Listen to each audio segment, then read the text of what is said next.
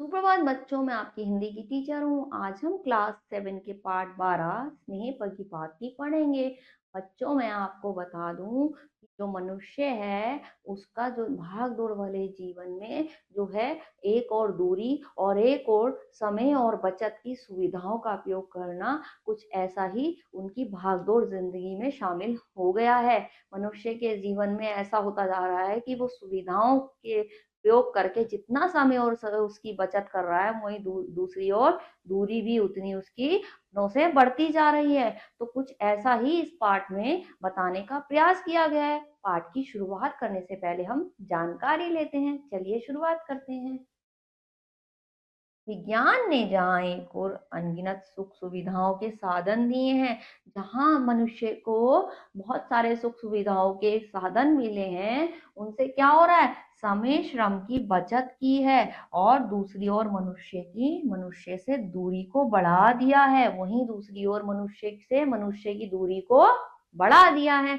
आजकल भागदौड़ वाली जिंदगी में यही हो रहा है। ठीक है, इस भागदौड़ की जिंदगी में संवेदनाओं का अभाव देखने को मिलता है। प्रस्तुत पाठ में लेखिका ने इन्हीं बातों को बड़े ही मार्मिक ढंग से उठाया है और हमको विचार करने को कहा है। जो आजकल है, जो भाग दौड़ भरी जिंदगी है, उसमें संवेदनाएं भावनाएं जो है वो दूर होती जा रही हैं। लोग एक दूसरे से दूर होते जा रहे हैं। इस पाठ में लेखिका ने अपने मार्मिक बहुत ही ऐसे शब्दों में भावनाओं को जो है विचारों को बताने का प्रयास किया है और हमें समझाने का प्रयास किया है। तो चलिए बच्चों, पाठ की शुरुआत करते हैं। जन्मदिन की सुबह मैंने अपने ईमेल बॉक्स खोला तो उसमें विदेश में रहने वाली अपनी बिटिया को का शुभकामनाओं वाला कार्ड मिला। एकदम सही दिन और सही समय जो है मेरी बेटी ने शुभकामनाओं वाला कार्ड दिया था। हाँ, जो वो विदेश रहती है उसका मुझे मिला। ठीक है, मैं कुछ समय उसे देखती रही, फिर वह कंप्यूटर स्क्रीन से गायब हो गया और फिर वो कंप्यूटर स्क्रीन से गायब हो गया। ठीक है, मैं अपने माउस की एक क्लिक से उसे दोबारा स्क्रीन पर ला सकती हूँ। चाहूँ तो प्रिंट भी निकाल सकती हूँ, पर क्या उसमें अपनी बिटिया के हाथों का वह स्पर्श महसूस कर पाऊंगी जो उसके अब तक भेजे कार्डों में महसूस करती रही हूँ। वो कह रही है कि क्या मैं अब उसको महसूस कर पाऊंगी, उन भावनाओं को, उसके हाथों से भेजे हुए कार्ड की भावनाओं को। क्योंकि पहले वो क्या भेजती थी? हाथ से कार्ड भेजती थी, पत्र भेजती थी, लेकिन अब ईमेल भेजती है।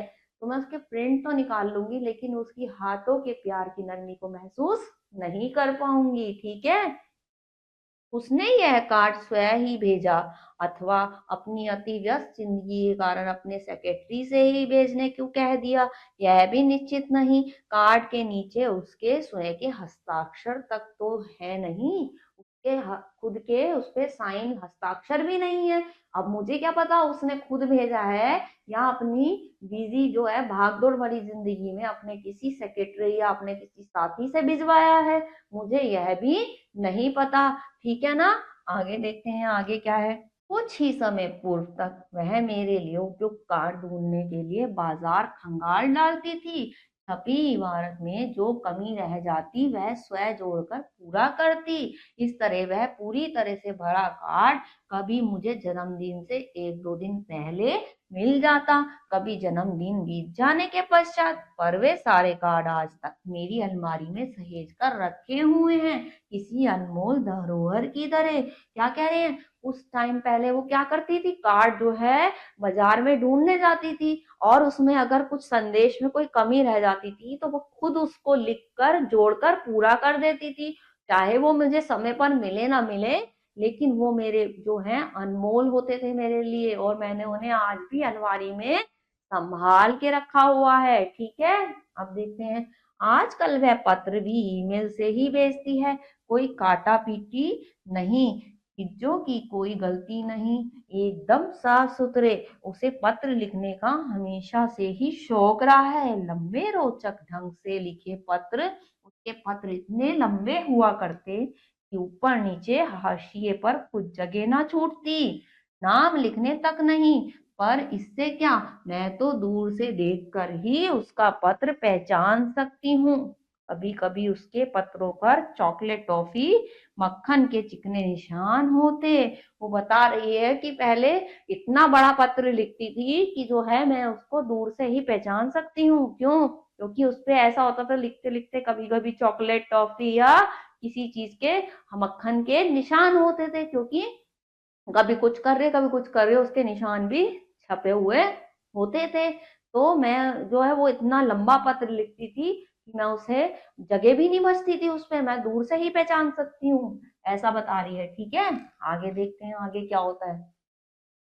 मैं कल्पना करती थी कि पत्र लिखने के लिए उसने अपनी नन्ही बिटिया को इन्हीं चीजों से फुसलाया होगा, और बिटिया ने धैर्य चूक जाने पर अपनी माँ का ध्यान आकर्षित करने की कोशिश में कागज को ही पकड़ लिया होगा।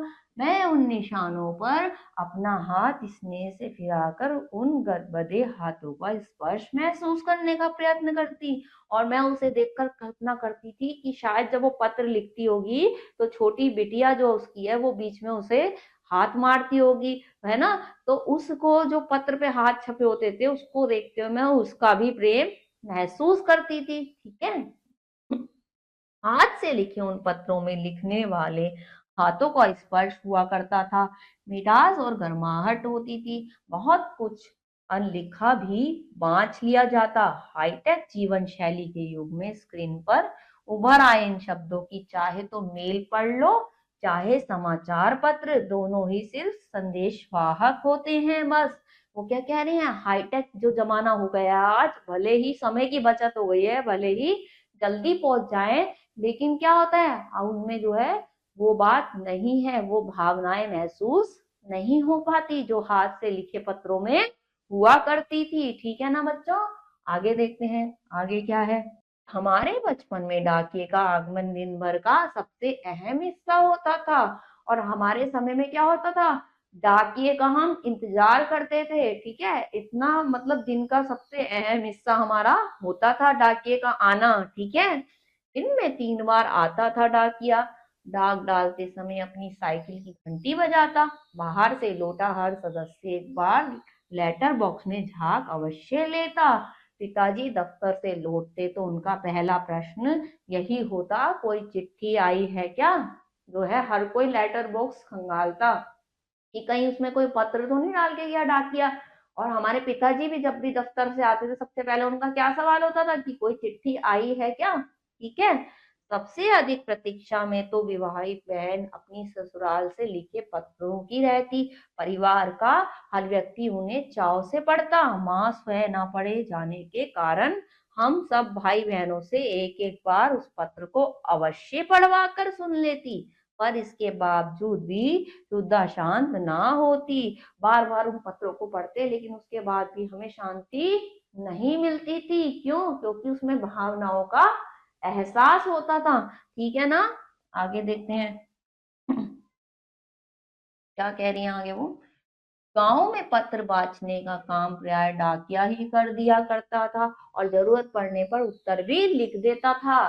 तो जरूरत पड़ने पर जो लोग नहीं लिख पाते थे तो उनका उत्तर भी डाकिया लिख दिया करता था। ठीक है, कहा गया है कि खत का मजमून जान लेते लिफाफा देखकर, पत्र पढ़ने के पूर्व भी काफी कुछ समय समझ लेते हैं हम, पत्र पढ़ खोलने से पहले ही काफी कुछ हम समझ लेते हैं। ठीक है, केसर छिड़का पत्र आया है तो चाची के बेटा हुआ है, अगर उस पे केसर छिड़का हुआ है तो चाची के बेटा हुआ है।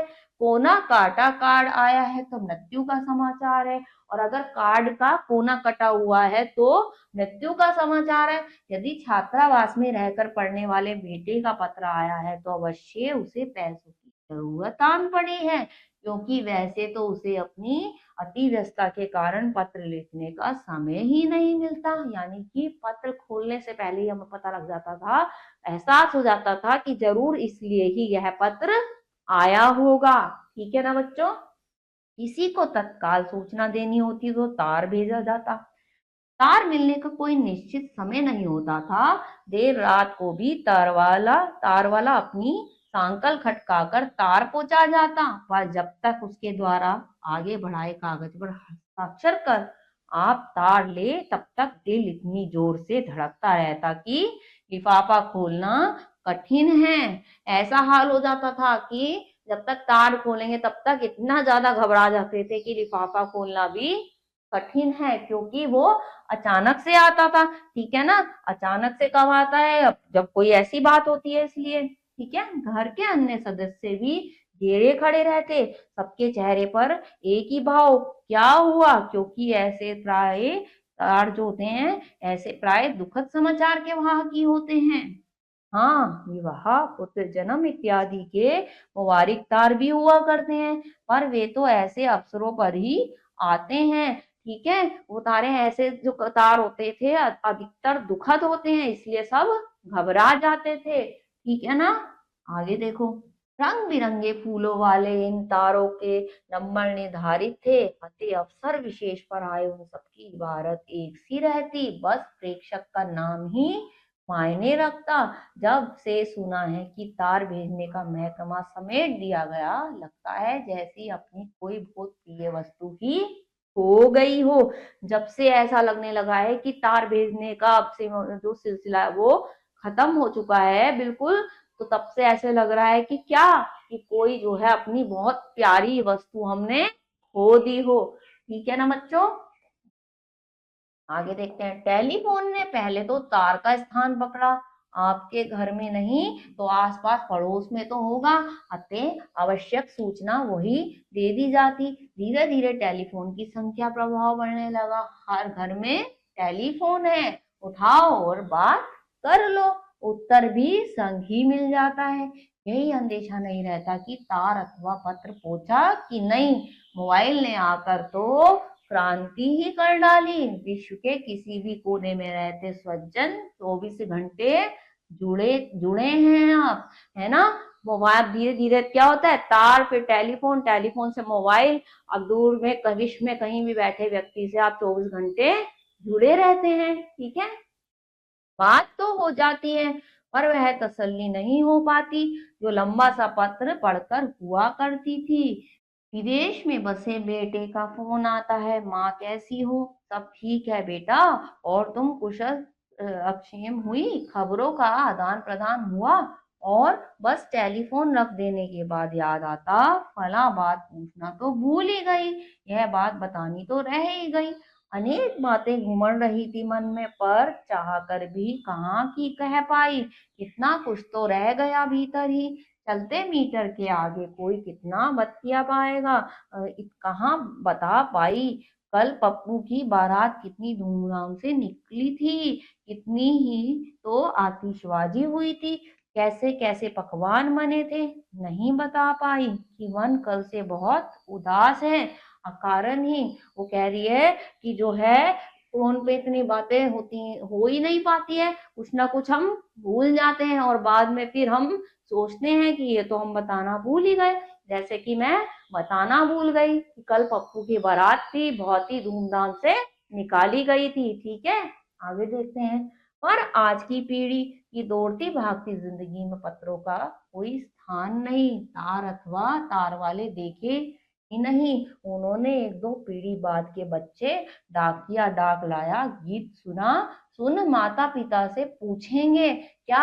आने वाली जो पीढ़ी है, वहां के जो बच्चे हैं, अब क्या होगा हाल, वो ये डाकिया डाक लाया गीत जो है सुनते ही अपने माता पिता से पूछेंगे, क्या पूछेंगे कि माँ डाकिया कौन होता है, डाकिया कौन होता है। सच है, प्रगति जब तेज रफ्तार से आगे बढ़ती है तो बहुत कुछ किनारों पर ढकेलती चलती है, ऐसे किसी किनारे को पर छूट गई है इस बार स्नेह पगी पाती भी। ठीक है बच्चों, तो बच्चों इसमें ये बताने का प्रयास किया गया है कि आधुनिकता के दौर में जैसे जैसे अच्छी एक से एक जो है सुविधाएं हमें मिलती गई, जैसे पत्र से तार, तार के बाद फोन, तार के फोन के बाद मोबाइल, मोबाइल के बाद जो है मेल वगैरह, ऐसी इतनी सारी चीजें आ गई जिसमें भावनाएं खत्म होती जा रही हैं। वो बात अब नहीं रह पाती जो पहले हुआ करती थी। और आने वाला समय ऐसा होगा, अगर ऐसा ही रहा तो आने वाले बच्चे यह पूछेंगे कि डाकिया आखिर कौन होता है। ठीक है बच्चों, तो बच्चों इस पाठ को दोबारा से पढ़िएगा, अगले पाठ में कुछ और पढ़ेंगे, तब तक के लिए अपना ख्याल रखिए। ओके।